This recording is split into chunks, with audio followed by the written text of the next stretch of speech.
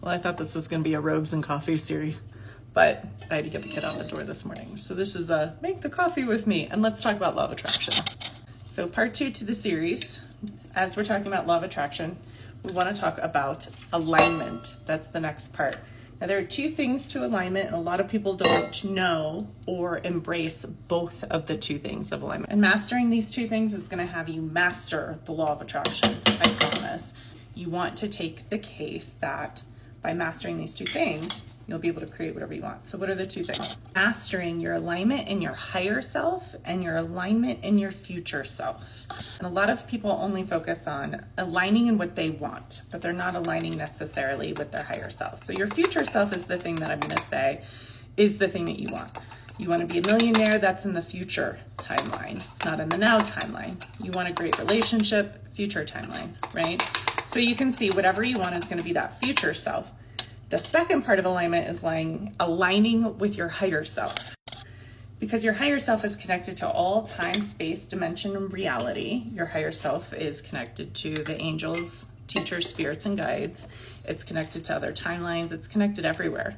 So by aligning in your higher self, you're aligning in the power. You're aligning in the possibility. You're aligning in that you really can have everything that you want. Aligning in your future self means that, coming from the last video, your thoughts, feelings, and actions are aligned with the thing you're creating and aligned with what you want rather than where you are.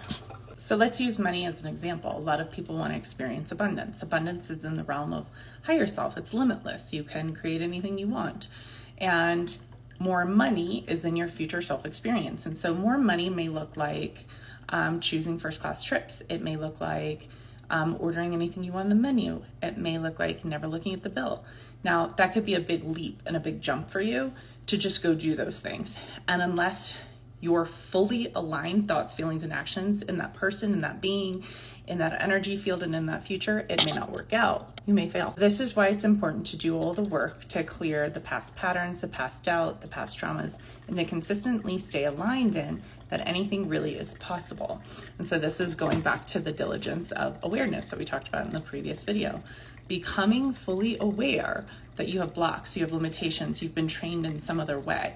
That if I go to order on the right side of the menu, or I'm sorry, the left side of the menu, and just order whatever I want, not look at price, like whatever that feeling is that shows up, that like, I don't know, I don't think I can do that, I don't think I can afford that, I don't think, the I don't think I can afford it, that's your block, and that's actually your field.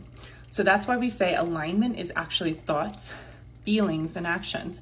Because it's going to be the thought, I can't afford this. It's going to be the feeling of inadequacies or any sort of doubt. And then the action is hesitation when you go to do it.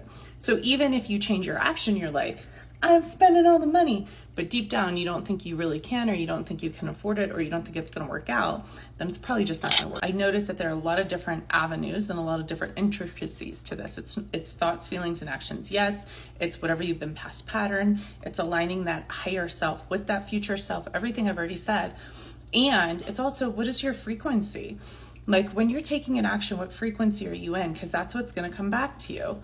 What is your frequency when you're living and breathing and thinking and creating? All of those things are very important. So this is part 2, alignment for the law of attraction. If you have questions, comment below. And if you're liking the series, ask follow-up questions, ask me something specific with what you're dealing with, and let's keep getting into it.